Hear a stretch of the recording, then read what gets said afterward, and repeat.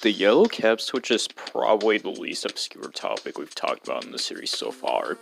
So what a return.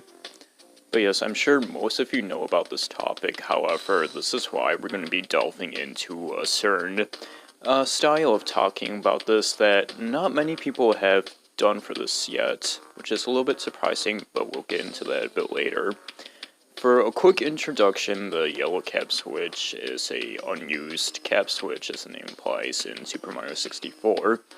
The red, blue, and green ones were there and present. We all know what they do, we all know where they are. But one was missing yellow, and that makes sense considering there's yellow blocks in the game, and Super Mario World had the yellow switch. So this missing was a bit odd, and yeah, it's not much of a surprise, but still really cool to see this left over in the game's data. And as part of tradition of the series, if you want to delve into personalization stuff, you could say that some people have encountered this. But what did it do? Well, we'll get to that in a little bit. I just want to say real quick that people have tried putting this back into the game, like the final version of it, but interestingly, apparently there's been a lot of trouble doing that, like even today still, so I guess they just recently found out how to make it, like, not spawn already switched. If you did that before, it would just immediately, like, come out pressed, and yeah, people just now figure out a way, like, hey, here's how we make it unpressed, but even with that, it's apparently still buggy, like, it glitches shit, and I guess can even crash if you press it down, so it's hard to say what it was used for exactly, but something that people have been saying, if we can start talking about this topic though, is that people were thinking it would give you solid yellow switches, which were once invisible, and those were what contained the Koopa shells.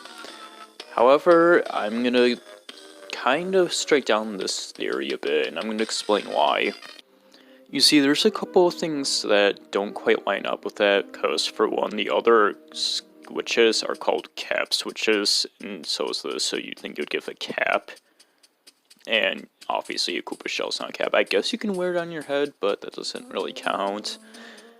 And yeah, Koopa shells in general are just like a very like optional feeling power up. Like there's no really specific start. It's like use Koopa shell for this, and it would be a bit weird to hide a yellow cap switch is such like a niche and not too important use.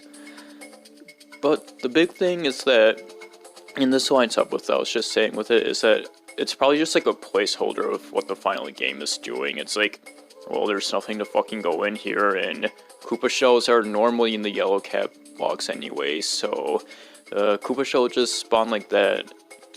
And I haven't heard anybody like use that take on before, even though it seems kind of obvious to me. The only other person I've heard mention this was the obsessive gamer, but I guess that's starting to become more of like a common view. So that leads to the question, what was the true purpose of what the yellow cap switch would give you? Well, I don't know for sure, but we can definitely speculate.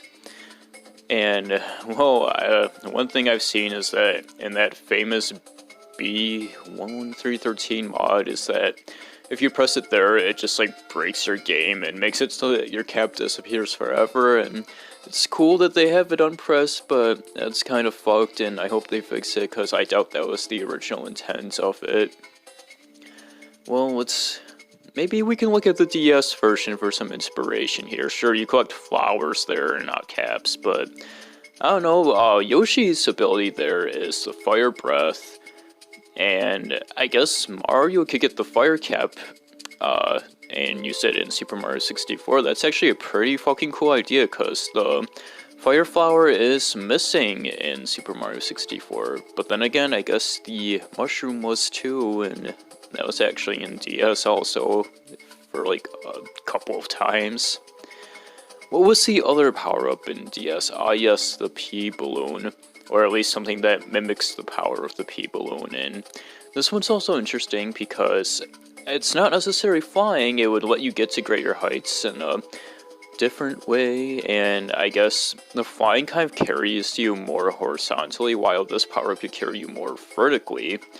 So that kind of checks out, and it's like a flight ability compared to like the metal cap and the invisible cap, which are kind of like counterparts together. Like one makes your body clear, one makes it solid, and now we have a counterpart to the fly cap, which is this one makes you go vertically, and the wing cap makes you go horizontally. And I think I said like 2 different names for these so far, but it's kind of hard to say how that would translate to a cap. Like, I mean, maybe it doesn't have to be that strictly followed, but I don't know, the P-balloon, it still fits with yellow caps, yellow blocks, because it's yellow itself, and it came in those in Mario World, and we're kind of following a Mario World theme here. The transformations I just mentioned, like Invisible and Metal Cap, are interesting because they both kind of fit with the full theme of completely changing Mario's body. And I guess the wing cap just barely does that by adding wings to his head. It's kind of the odd one out when you think about it. But I don't know, I do feel like that maybe Koopa shells definitely are just a placeholder in the final game and weren't planned for this, and it's hard to say what the yellow caps which truly would have done intentionally. We can just kind of come to like these hypotheses I was just listing, that 1, it must have been a cap that you'd have to put on, but how it would be represented is hard to say, and 2, it would be something that would have to be used more frequently than a Koopa shell, and 3, it would be something that would change Mario's body in some way. It would be a transformation, and maybe, just maybe, one of those were planned, because I don't know about you all. I mean, I guess maybe you can come up with an idea, but honestly, the transformations in Mario DS are like the best ones I can think of, because one can turn Mario into Fire Mario, and like it comes with an already set cap, and then the other completely transforms Mario's body and lets him travel in a way where he couldn't before. I mean, maybe it could have been like an inflated looking cap, or like a cap with a balloon on it, I don't know, but it's interesting to think about, because Mario DS itself kind of has like a weirdness to it. It's definitely not the same as normal 64 in my opinion, but there's definitely something odd about it. And there's definitely leftover data and ideas that come from the original 64 that's left in that game. And maybe, just maybe, one of those was the original idea of the L-Cap switch, and they later turned it into either Yoshi's Fire Breath or Mario's P-Balloon power-up. So yeah, I guess it's not a true mystery solve, but I definitely think it sheds a new light on this, so there you go, an interesting new look at the yellow cap switch, and I hope you enjoyed this. Thanks for listening.